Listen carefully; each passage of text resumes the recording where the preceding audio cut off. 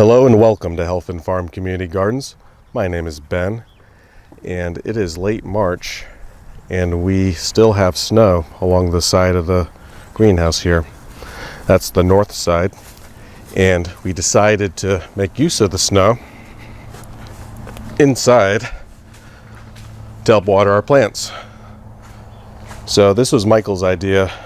We just put the snow in some containers. We have it in our main water tank here, and this will be to water the seedlings primarily,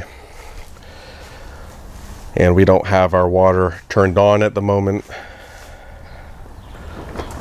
We have to get it all the way from a building several hundred feet away, so just a nice local source of water that should work pretty well for us.